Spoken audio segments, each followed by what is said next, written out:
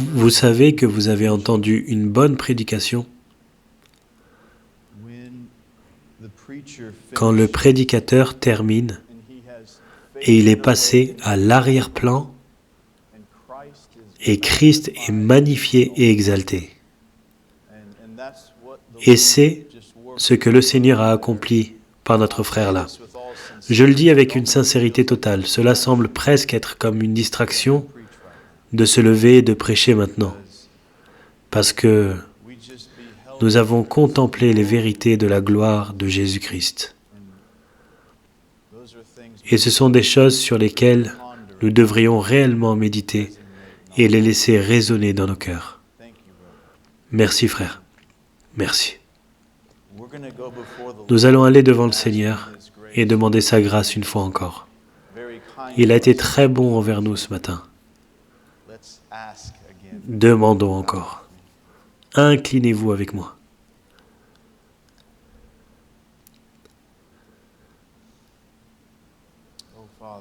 Oh Père, dans le nom précieux de Jésus, nous venons. Merci Dieu. Merci de répondre à nos prières faites ce matin pour la prédication de ta parole. Merci d'œuvrer dans mon cœur et j'en suis sûr dans le cœur de nous tous ici. Dieu continue à appliquer ces vérités et à œuvrer au milieu de nous. Père, nous revenons maintenant dans ta parole et nous confessons encore avoir besoin d'aide. Seigneur, nous regarderons un passage que nous avons tous lu ou entendu de multiples fois. Mais pourrais-tu l'empêcher de devenir banal? C'est ce dont nous avons besoin, Dieu, que tu viennes et fasses vivre ta parole, tandis que je m'efforce par ta grâce d'y être fidèle. Que tu œuvres dans chaque cœur, et nous prions à nouveau pour le salut, Seigneur, pour les perdus parmi nous, et pour une plus grande révélation, assurance, espérance et joie pour ceux à qui tu as accordé la vie. Alors, nourris-nous et œuvre par ta parole pour ta gloire. Nous prions et demandons ces choses dans le nom de Jésus. Amen. Bien-aimés, si l'évangile de Jésus-Christ devient un jour banal pour nous, nous sommes dans un endroit dangereux. Quand ces choses commencent à arriver, vous avez commencé à oublier qui vous étiez autrefois, qui il est, ce qu'il a accompli, et votre besoin journalier de la grâce pour voir ces choses. Nous allons être dans un passage très familier. Si vous voulez aller dans Luc, chapitre 23. L'évangile de Luc, chapitre 23.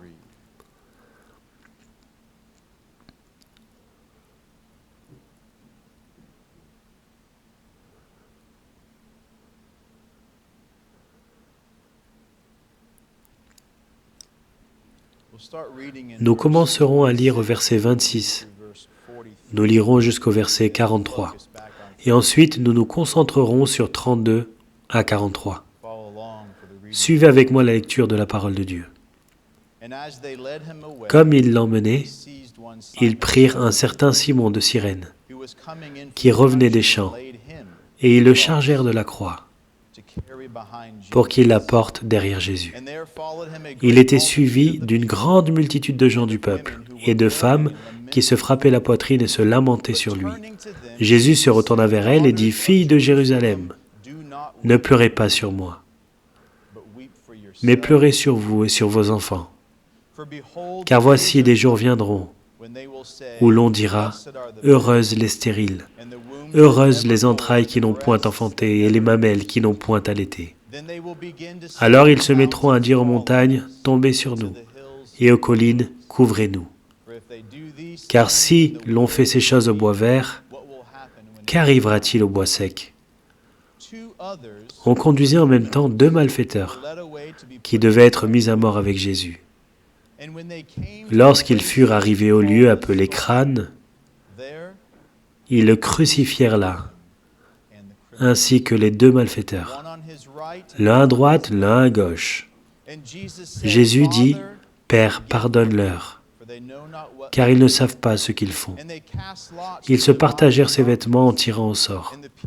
Le peuple se tenait là et regardait. Les magistrats se moquaient de Jésus, disant, « Il a sauvé les autres, qu'il se sauve lui-même, s'il est le Christ, l'élu de Dieu. » Les soldats aussi se moquaient de lui, s'approchant et lui présentant du vinaigre. Ils disaient, « Si tu es le roi des Juifs, sauve-toi toi-même. » Il y avait au-dessus de lui cette inscription, « Celui-ci est le roi des Juifs. » L'un des malfaiteurs crucifiés l'injuriait, disant, « N'es-tu pas le Christ? Sauve-toi toi-même et sauve-nous. » Mais l'autre le reprenait et disait, « Ne crains-tu pas Dieu, toi qui subis la même condamnation? Pour nous, c'est justice, car nous recevons ce qu'ont mérité nos crimes. Mais celui-ci n'a rien fait de mal. » Et il dit à Jésus, « Souviens-toi de moi, quand tu viendras dans ton règne. » Jésus lui répondit, « Je te le dis en vérité, aujourd'hui tu seras avec moi dans le paradis. » Ici, dans le récit de Luc, nous avons devant nous 3 croix à Golgotha, au verset 33, connu sous le nom de Crâne. De la perspective des disciples, rappelez-vous qu'ils sont dispersés à ce moment-là. De la perspective des disciples, il apparaît que tout s'est effondré. Ceux qu'ils suivaient depuis 3 ans, celui qu'ils suivaient depuis 3 ans, celui qu'ils avaient embrassé comme Sauveur et Seigneur, est maintenant empalé sur une croix. Mais ce qu'ils n'ont pas vu, comme tout le monde à ce stade, c'est que le plan prédéterminé de Dieu le Père est en train d'être joué comme il l'avait planifié. Réunis ensemble dans cette cité, Hérode, Ponce Pilate, avec les gentils et le peuple d'Israël, pour faire tout ce que la main du Père avait planifié et prédestiné d'arriver. Si vous vous posez la question, c'est Actes chapitre 4, versets 27 et 28. La crucifixion de Jésus-Christ est le plan prédéterminé et souverain du Père. Ce n'est pas le plan de secours, c'est le plan. Toute l'histoire humaine, orchestrée par la main souveraine de Dieu, a œuvré tout au long de cette journée que nous sommes en train de lire, et en particulier à ce moment précis. Et réjouissez-vous avec moi que rien ne puisse retenir la main de notre Dieu souverain. Ce qui a été prédit en commençant dans Genèse 3, immédiatement après la chute, quand Dieu a parlé au serpent, disant « Je mettrai une inimitié entre toi et la femme, entre ta postérité et sa postérité. Celle-ci t'écrasera la tête, et tu lui blesseras le talon. » C'est en train d'arriver à cette tête maintenant, le paroxysme de toute l'histoire humaine. Tout ce que Dieu faisait en soutenant son peuple, quand nous lisons ces récits, tout au long de l'Ancien Testament, et nous voyons Dieu préserver et soutenir son peuple. Pourquoi? Que la ligne par laquelle il a amené son propre Fils Jésus-Christ, pour ce but même, est déroulée devant nous ici, dans le chapitre 23. Je vous ai dit hier que Jésus a rencontré les hommes sur la route d'Emmaüs et leur a ouvert les Écritures. Comme Moïse, Genèse à Deutéronome, le Pentateuque et les prophètes, la totalité de l'Ancien Testament était tournée vers Jésus. Je ne suis pas l'un de ceux qui disent que Jésus est dans tous les versets, mais je suis l'un de ceux qui, quand je lis un verset, je dis comment cela ramène-t-il ou se tourne ou trouve son accomplissement en Jésus. C'est quand Dieu le Père bien-aimé manifestera son amour pour son peuple, par son Fils Jésus-Christ, l'agneau innocent de Dieu, alors que Jésus est compté parmi les transgresseurs, se tenant à l'endroit des criminels. Les péchés du peuple de Jésus seront posés sur lui. Il souffrira et mourra à leur place. Ce que nous désignons comme l'expiation de substitution. La colère de Dieu, comme mon frère vient de le prêcher, sera déversée sur Jésus. Ce ne sont pas les Romains qui expient pour les péchés. Ce n'est pas leur colère. C'est le Père brisant le Fils. C'est la colère de Dieu qui est déversée sur le Fils, qui fera l'expiation pour les péchés de son peuple. La justice sera satisfaite, tandis qu'il endure la colère de son peuple, il meurt de leur mort. Et si nous devions continuer à lire ici, dans l'évangile de Luc, dans le chapitre 24, nous verrions que 3 jours plus tard, Jésus-Christ ressuscite des morts en conquérant le péché et la mort. Et par sa mort, son enterrement et sa résurrection. Il offre le pardon des péchés et la vie éternelle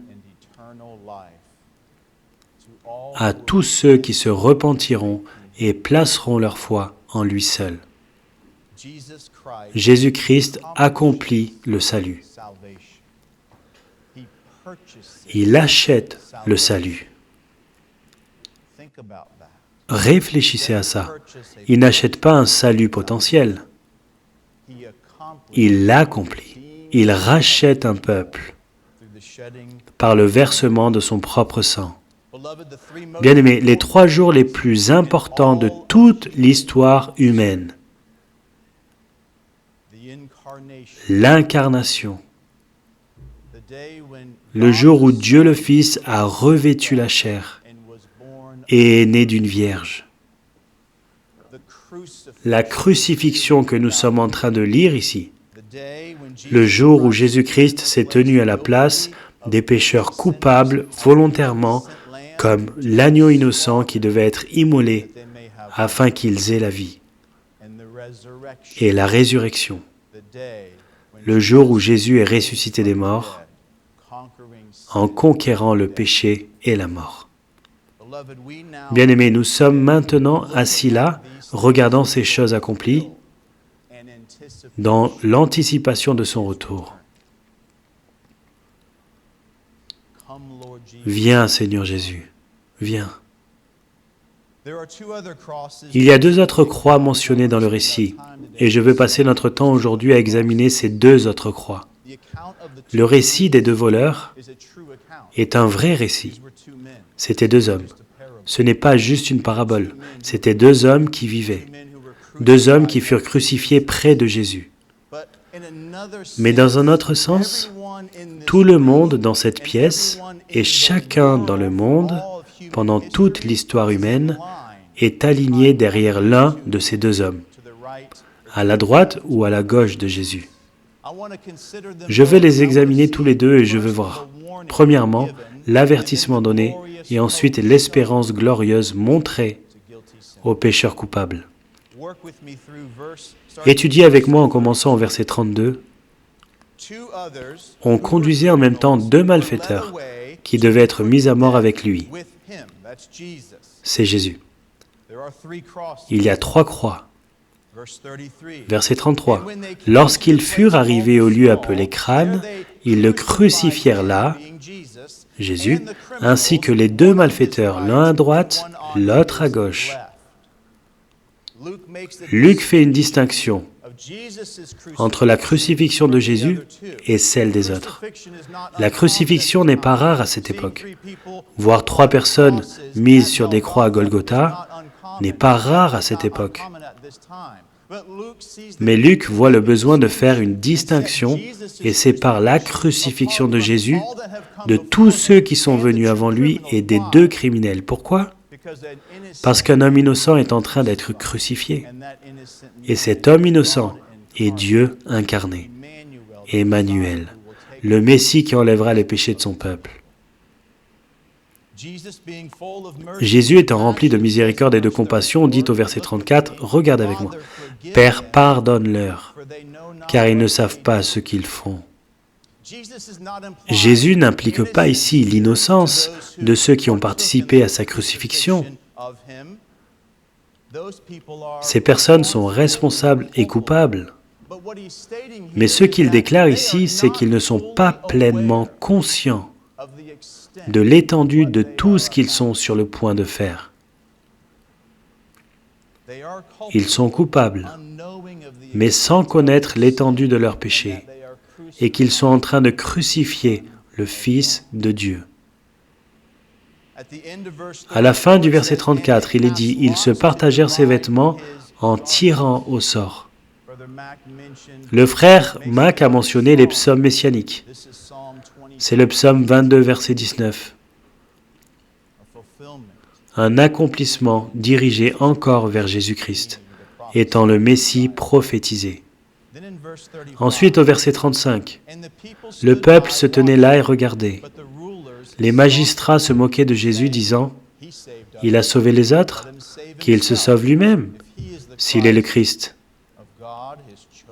L'élu de Dieu. Les magistrats se moquent. Les soldats aussi se moquaient de lui. S'approchant en lui présentant du vinaigre, il disait, « Si tu es le roi des Juifs, sauve-toi toi-même. »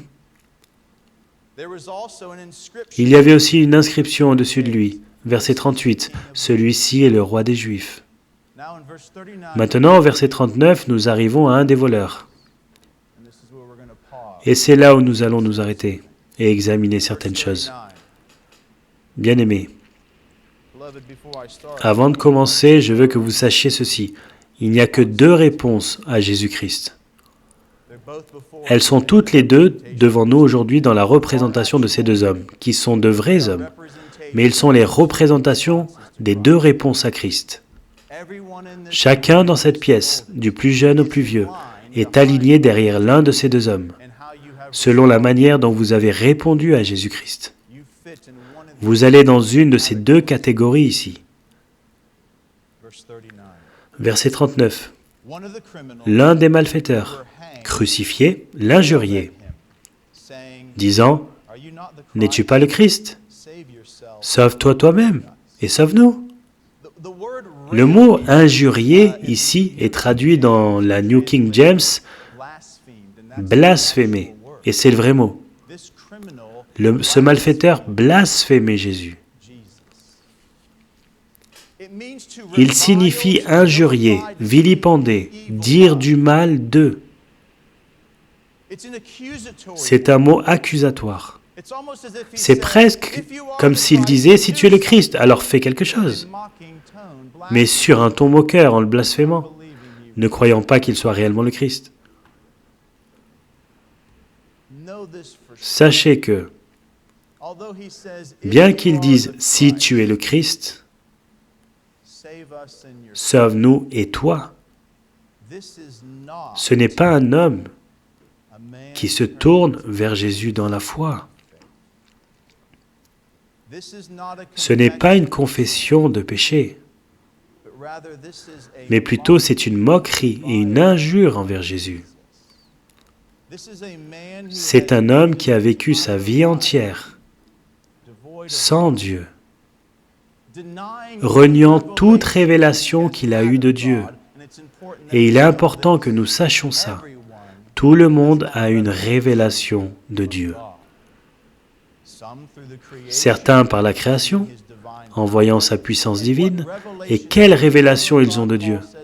Paul dit dans Romains qu'il la supprime et la rejette, et commence à adorer la création plutôt que le Créateur.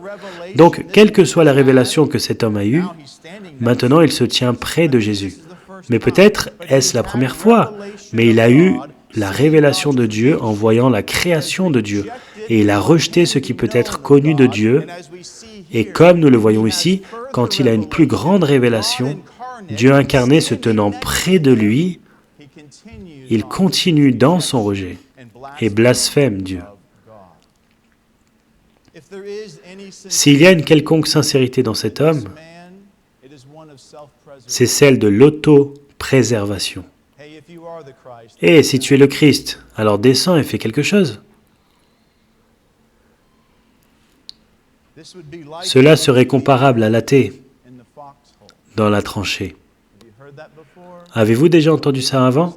Il n'y a pas d'athée dans la tranchée? Eh bien, nous savons de l'Écriture qu'il n'y a réellement aucun athée. Tous les hommes connaissent Dieu, ils suppriment la vérité de Dieu dans l'injustice. Mais il n'est pas rare que quelqu'un qui rejette toute reconnaissance de Dieu se trouve lui-même en fonction de la situation dans un endroit où il réalise « c'est hors de mon contrôle ». Et à ce moment-là, commence à dire « oh Dieu, aide-moi ». Pleinement conscient cependant dans leur cœur que, à nouveau, c'est de l'auto-préservation qui n'a rien à voir avec qui est Dieu. Et au moment où Dieu les sort des balles volant au-dessus de leur tête, dans la tranchée, ils retournent vers le péché qu'ils aiment. Dans cette situation, Dieu n'est rien de plus qu'un moyen d'arriver à leur fin. À nouveau, ce n'est pas une foi qui sauve, mais plutôt quelqu'un qui ne veut pas recevoir le juste châtiment de ses crimes. Voici un point important avec ce voleur. Comment Jésus lui répond-il?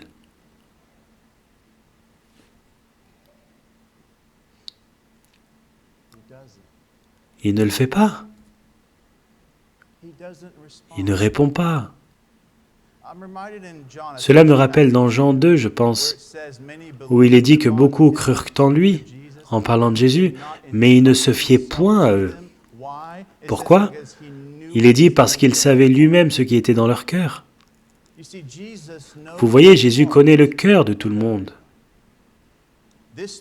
Cet homme dit quelque chose.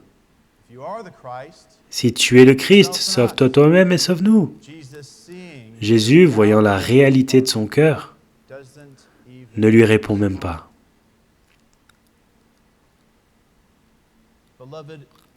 Bien-aimés, quelque chose d'important à retirer de ce texte, c'est très important, que vous soyez sauvés ou pas. Le cœur humain est tellement dépravé, mort dans le péché, que les hommes peuvent se tenir près de Jésus, Dieu incarné, et ne pas se soucier de leur amour du péché et d'eux-mêmes. Peut-être avez-vous entendu des personnes dire des choses comme celle-ci. Eh bien, si Jésus est réel, s'il devait apparaître devant moi maintenant, et peut-être faire certains des miracles que nous avons lus ou entendus dans la Bible, alors je croirais en lui. Non, tu ne croirais pas en lui. Les circonstances n'ont jamais humilié le cœur dépravé en engendrant une repentance authentique. Il n'y a pas de circonstance plus extrême que celle dans laquelle se trouve cet homme maintenant. Il est cloué sur un bois. Dans quelques instants, des soldats vont s'approcher, frapper ses jambes et les briser pour qu'il ne puisse plus respirer. Il a du mal à respirer en ce moment. La mort est imminente. Pourtant, son cœur reste dur, endurci et noir. Il ne veut pas et il est incapable de se détourner du péché qu'il aime. Je le redis, la circonstance n'a jamais engendré la repentance et la foi. La circonstance engendre la tristesse du monde, que nous pouvons lire dans 2 Corinthiens chapitre 7, mais jamais une tristesse sainte menant à la repentance et au salut. J'ai parlé à beaucoup d'hommes qui ont un ministère dans les prisons. Des hommes dans une situation désespérée veulent parler à des personnes. Et souvent, ils vous écouteront, ils vous répondront, ils vous feront des professions orales. Mais il s'avère que ce n'est qu'une tristesse mondaine, une humilité de circonstance qui n'atteint jamais une repentance authentique du péché. Pourquoi? Parce que les circonstances extrêmes n'ont jamais converti le cœur d'un homme. Jamais.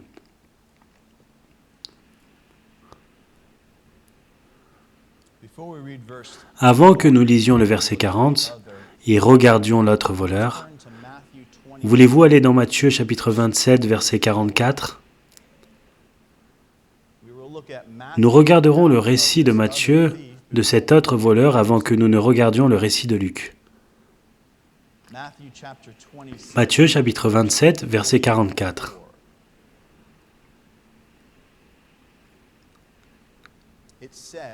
Il est dit, « Les brigands,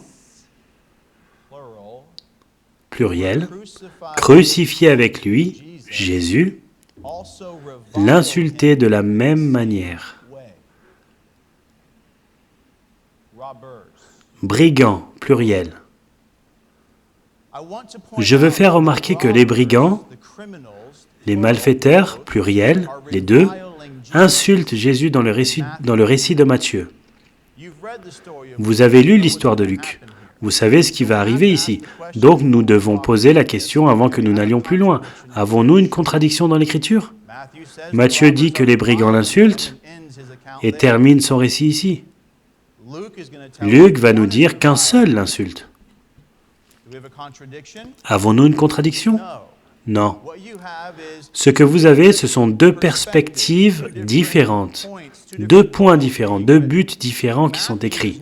Matthieu observe à un moment, quand ils sont sur la croix, il voit les deux brigands, les malfaiteurs insultant et blasphémant Jésus. Ils le font tous les deux. Luc reprend un moment différent alors qu'ils sont sur la croix. Il observe que ce brigand, ce malfaiteur, blasphème Jésus.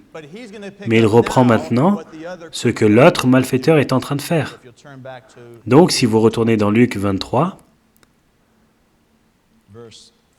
verset 40, mais l'autre le reprenait, le premier malfaiteur, et disait, « Ne crains-tu pas Dieu, toi qui subis la même condamnation ? Pour nous, c'est justice, car nous recevons ce qu'ont mérité nos crimes. Mais celui-ci n'a rien fait de mal. Celui-ci n'a rien fait de mal. » Arrêtez un moment. Le récit de Matthieu, les deux malfaiteurs blasphémant Jésus. Le récit de Luc, un peu plus tard dans le temps, alors qu'ils sont sur la croix, le second malfaiteur, maintenant, fait des reproches au premier malfaiteur pour avoir insulté et blasphémé Jésus. Et disant, « N'as-tu aucune crainte de Dieu ?» Donc, il assimile le fait de blasphémer Jésus à une démonstration de l'absence de crainte de Dieu. C'est une déité attribuée à Jésus. Tu blasphèmes Dieu. Ne crains-tu pas Dieu? Nous sommes coupables. Il est innocent. Maintenant, réfléchissez avec moi. C'est glorieux ici. Comment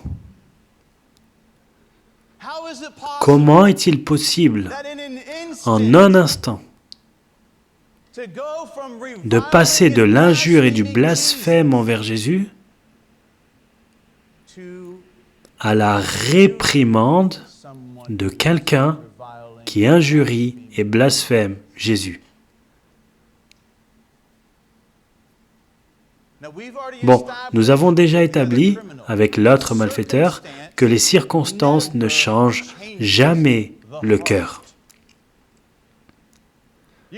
Vous pouvez dire, eh bien, il est dans une circonstance extrême. C'est ça, il va mourir.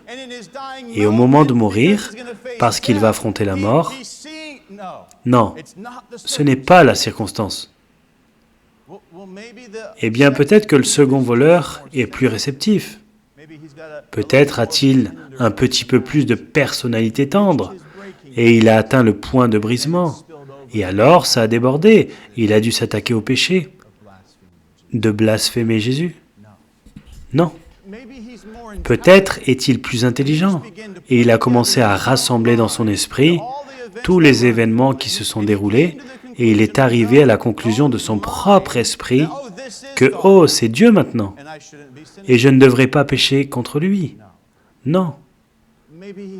Peut-être a-t-il eu une meilleure éducation. Peut-être était-il juif. Peut-être que son papa et sa maman lui ont parlé du Sauveur qui venait, et il a pensé « Peut-être que c'est lui ». Non. Non. La réponse à cette question, bien-aimés, est extrêmement importante. Laissez-moi le demander d'une autre manière, dans un autre contexte biblique, et voir si vous pouvez le voir. Vous rappelez-vous de Actes chapitre 9 ? Dans Acte 9, nous avons Saul, le pharisien, qui deviendra Paul l'apôtre. Nous avons Saul le pharisien. Écoutez le verset 1. Cependant, Saul, respirant encore la menace et le meurtre contre les disciples du Seigneur, sur la route pour Damas, pour mettre en prison les partisans de la voie. Jésus. Il a des lettres en main, il est en chemin, et si vous professez Christ, je vous jette en prison avec un cœur meurtrier. Et au verset 20 du même chapitre, nous lisons ceci sur Saul. Immédiatement, Saul annonça Jésus dans les synagogues, disant « Il est le Fils de Dieu ». Cela semble plutôt familier, cela semble identique. À un moment, le meurtre dans le cœur, emprisonner quiconque qui suit celui-ci. Et nous voici. Il est le Fils de Dieu dans le temple.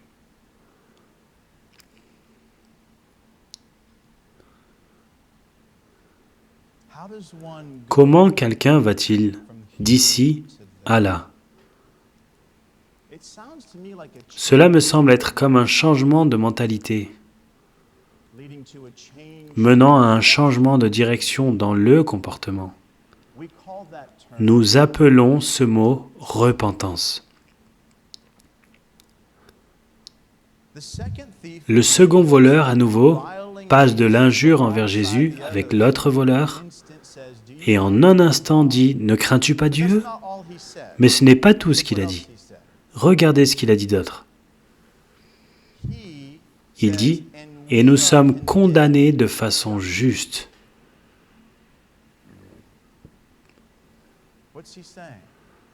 Que dit-il?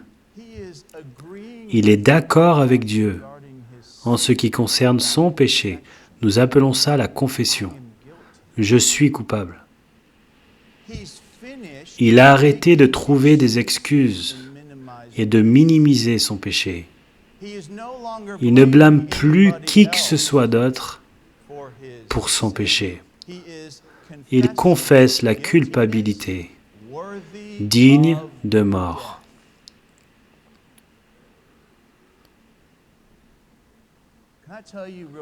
Puis-je vous le dire rapidement, une des vérités les plus libératrices de l'Évangile est que vous pouvez arrêter de dire à quel point vous étiez mauvais et à quel point vous luttez encore. Parce que ce que c'est réellement, c'est l'incrédulité dans la suffisance et la grâce de Jésus-Christ. Les chrétiens n'ont plus besoin de faire semblant. Je vais vous dire, il y a encore beaucoup de faux semblants dans l'Assemblée. Et enraciné dedans se trouve l'incrédulité dans l'Évangile.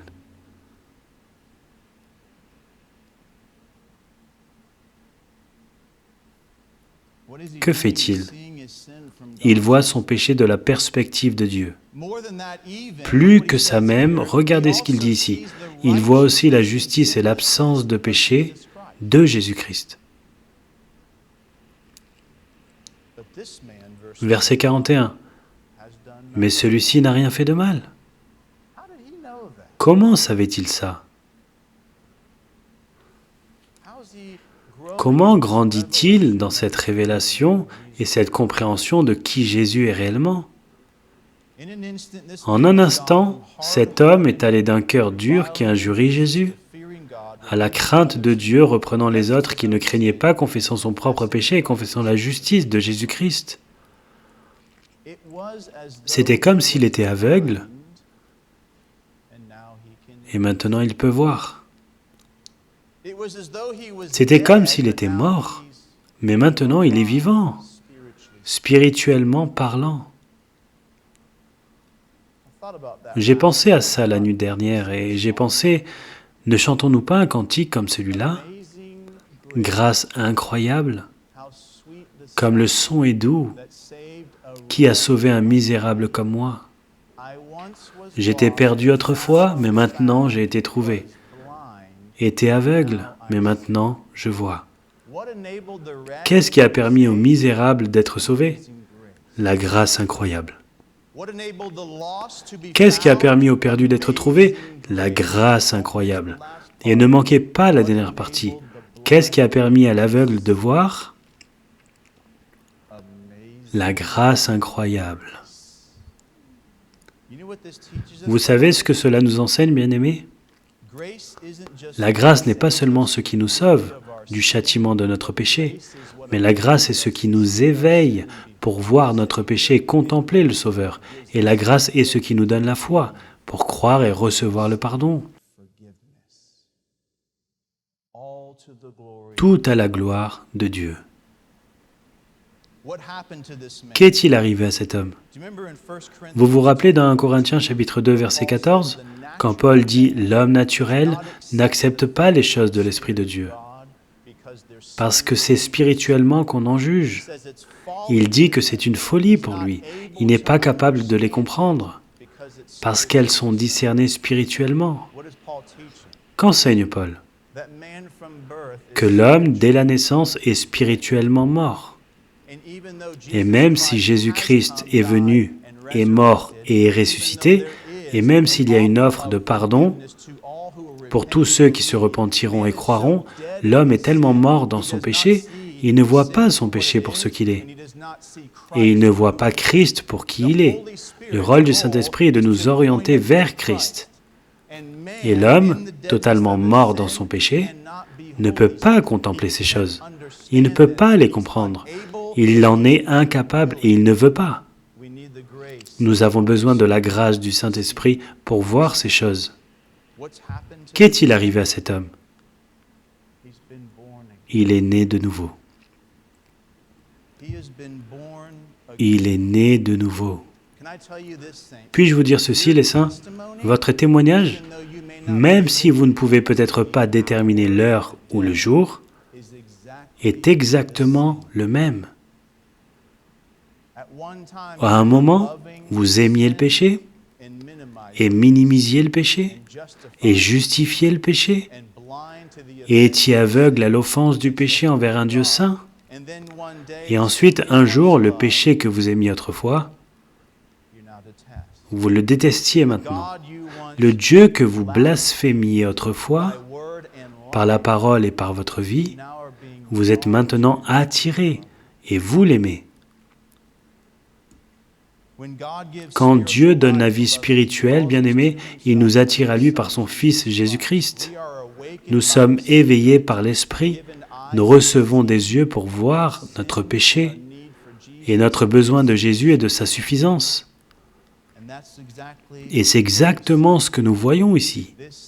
Ce voleur se tourne maintenant vers Jésus dans la foi.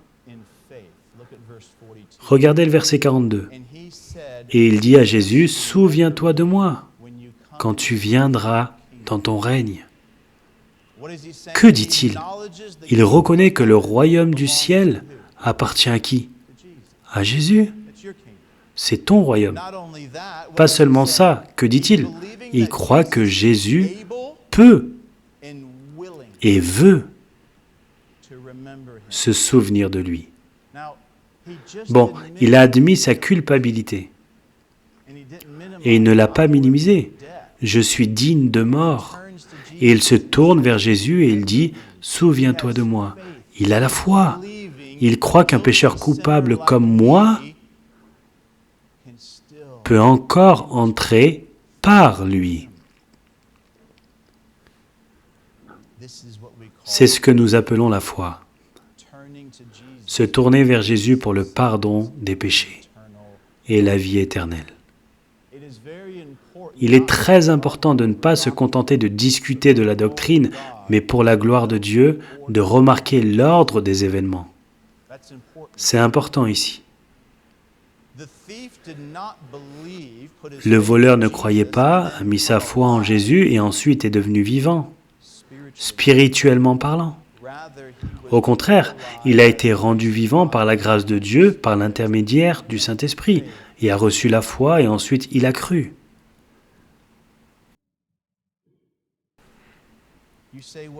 Vous dites, bon, si le Saint-Esprit nous rend vivants, dois-je m'asseoir et attendre alors que cette vie soit donnée? Et les Écritures donnent un seul commandement à la personne qui ne croit pas. La Bible ne vous dit jamais de demander à naître de nouveau. Savez-vous ça? Elle dit que vous devez naître de nouveau. Mais elle ne dit pas de demander à naître de nouveau. Les Écritures vous donnent un commandement. Repentez-vous et croyez. Repentez-vous et croyez. Vous dites, bon, comment saurais-je si je suis vivant? Avez-vous vu votre péché? Pas toute l'étendue, mais vous en avez été rendu conscient. Et avez-vous Jésus comme étant capable et voulant et suffisant pour vous sauver? Si la réponse est oui, alors venez dans la foi et recevez le pardon du péché. Jésus n'a pas répondu au premier voleur, n'est-ce pas? Et au second? Regardez le verset 43. Probablement le verset qui donne le plus d'espoir dans toute la Bible pour les pécheurs coupables, comme vous et moi étions ou sommes. Jésus lui répondit, « Je te le dis en vérité, aujourd'hui, tu seras avec moi dans le paradis. » L'audace d'une telle déclaration. Ce n'est pas juste, non? Il a vécu toute sa vie jusqu'à son dernier soupir dans un rejet complet et total de Dieu. C'est l'un des pires des pires.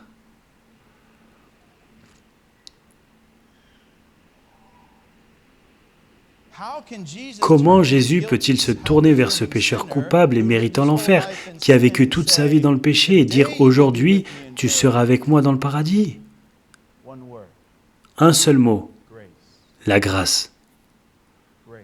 La grâce. La grâce. La foi de cet homme démontrée en se tournant vers Jésus et en disant « Souviens-toi de moi quand tu viendras dans ton règne », a été comptée à cet homme comme une justice.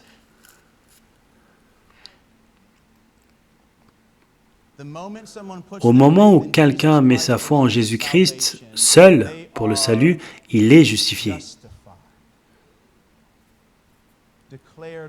Déclaré juste.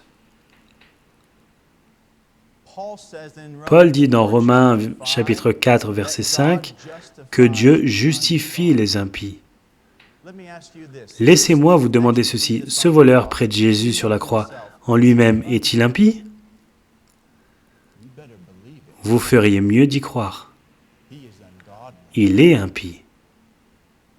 Il n'a rien fait.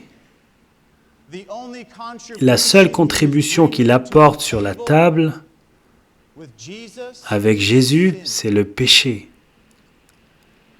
C'est tout.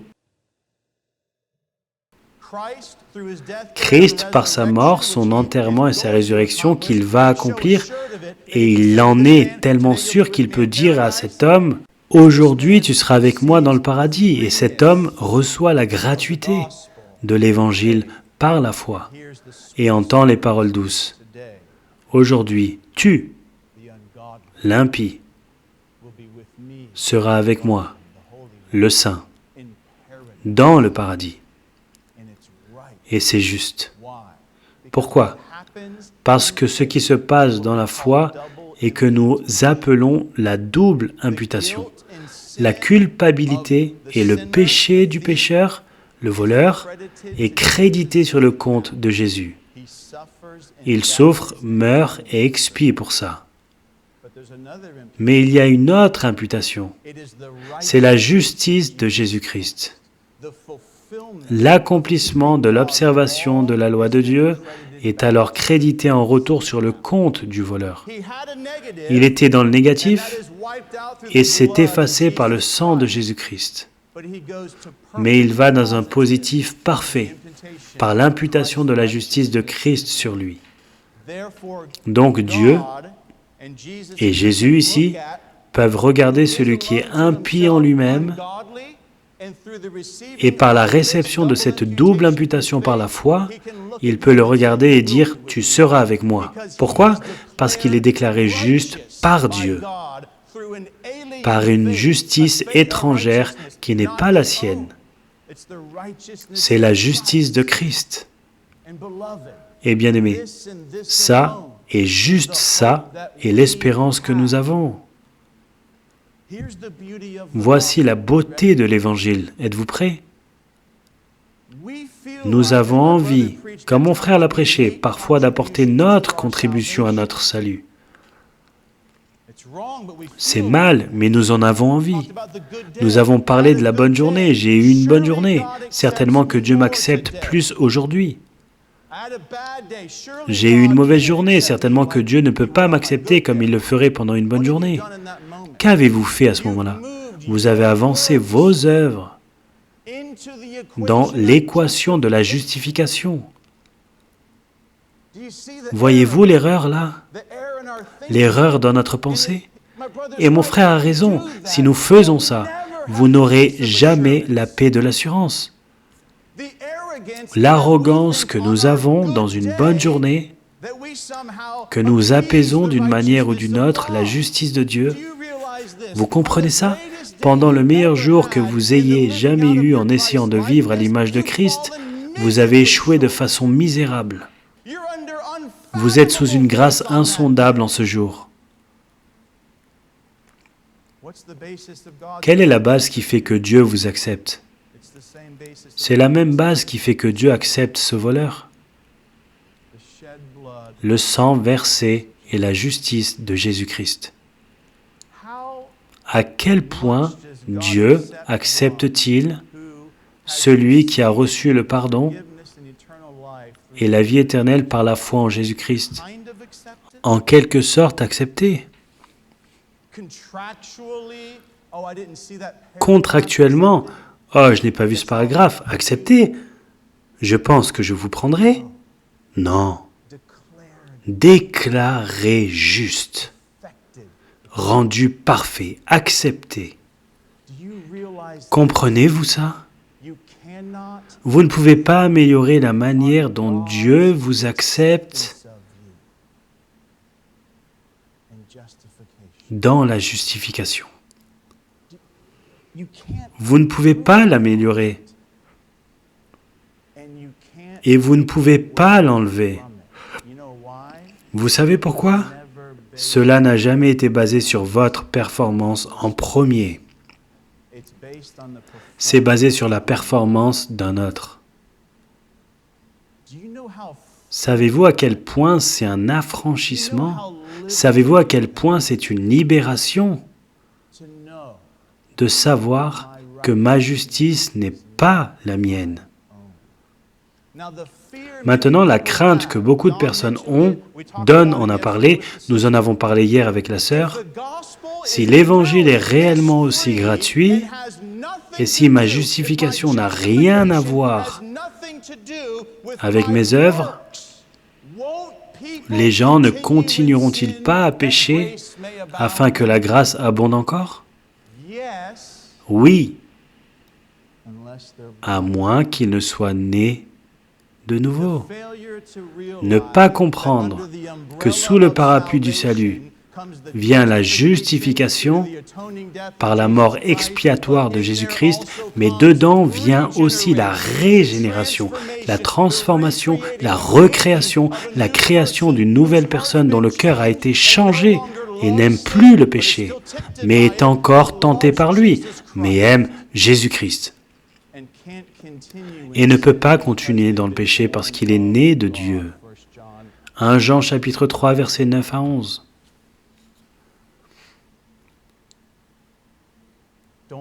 N'ayez jamais peur de parler, de proclamer, d'annoncer, de crier la gratuité de la justification par la foi en Jésus-Christ. Si par peur qu'ils le prennent et courent avec dans le péché, vous allez souiller l'Évangile. Nous avons envie peut-être de devoir ajouter quelque chose à cette œuvre où ils vont courir dans le péché. Non. Non. Votre travail n'est pas de changer cet évangile. Votre travail est comme celui d'un serveur de prendre la commande et de la livrer sans en verser une goutte. C'est notre travail, c'est votre travail.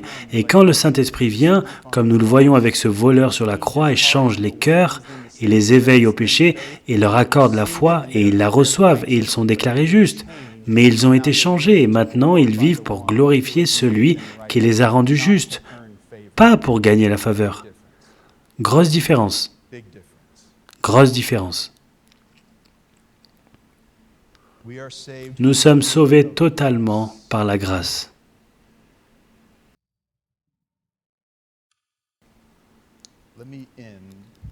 Laissez-moi terminer avec environ 3 ou 4 exhortations maintenant.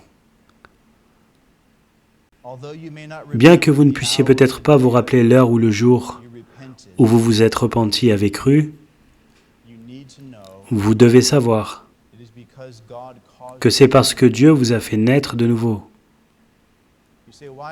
Vous dites, pourquoi est-ce aussi important? Parce que j'écoute tant de personnes donner leur témoignage et ce n'est pas mal de mentionner vos circonstances dans votre témoignage. Dieu nous sauve souvent dans des circonstances très difficiles. Mais ne rendez jamais gloire à vos circonstances. Rendez gloire là où la gloire est due. Vous avez peut-être perdu votre travail, vous avez peut-être perdu votre femme, votre mari, vos enfants, vous avez peut-être couché dans un caniveau, ok. Mais cela n'a jamais changé le cœur de qui que ce soit. C'est la grâce de Dieu par le Saint-Esprit, dans cette situation qui vous éveille à votre péché, à votre besoin d'un Sauveur et la suffisance de Jésus. Donc faites attention dans votre témoignage. Parlez des circonstances, amen. Mais rendez gloire à Dieu pour son œuvre de régénération dans votre cœur. Certains d'entre nous sont tombés dans l'incrédulité, peut-être à cause de vous-même, ou d'un membre de la famille non sauvé, ou un ami.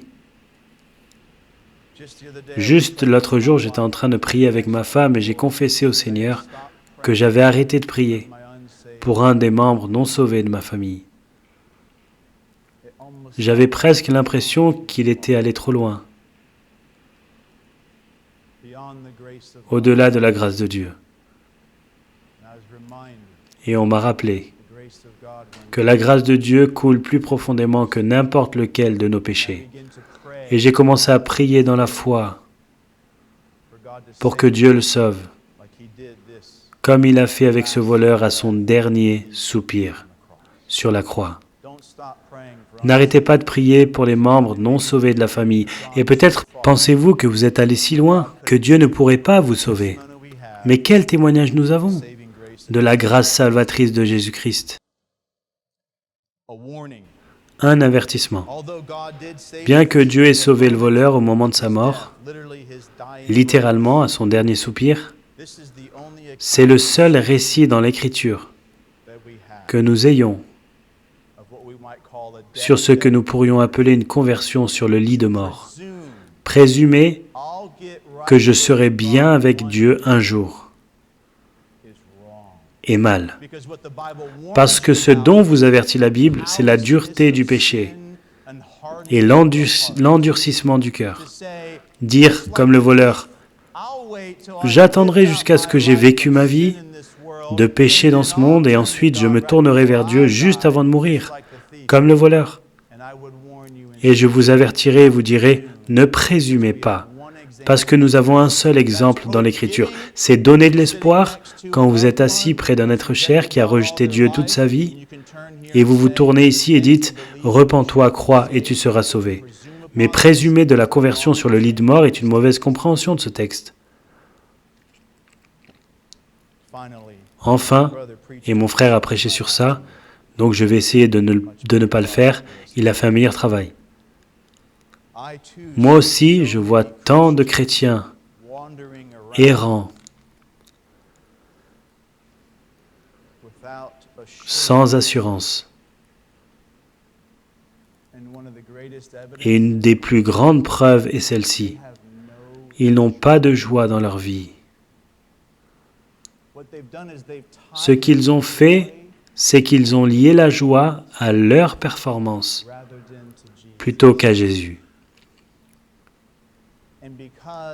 Et parce que le plus grand jour que nous aurons jamais est un échec et a besoin de la grâce, ils manquent de joie quotidiennement parce qu'ils voient leurs péchés et voient qu'ils ne sont pas à la hauteur, même comme un chrétien né de nouveau. Bien-aimés, notre joie devrait être liée au Sauveur ressuscité, qui est assis à la droite du Père, comme notre avocat. C'est la source de ma joie. Vous dites, encore, cela ne me fera-t-il pas à ne pas m'inquiéter de ma croissance dans la sainteté? Non, parce que quand vous voyez l'amour de Dieu en Christ envers nous quotidiennement, encore et encore, vous êtes contraint de cesser de vivre pour vous-même et de commencer à vivre pour lui. Une révélation de l'Évangile produit la sainteté. La grâce, Tite nous dit, produit la sainteté, en apportant le salut et en leur enseignant à renoncer à l'impiété. Qu'est-ce qui amène ça au peuple? La grâce. La grâce.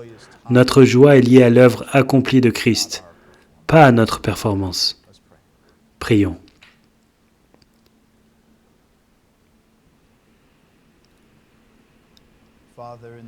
Père, dans le nom de Jésus, et pour la gloire de Jésus, et la joie de ton peuple, et Dieu pour le salut peut-être de quelques-uns, que tu œuvres par la vérité de Jésus-Christ et l'espérance que nous voyons, que ce ne soit que la grâce.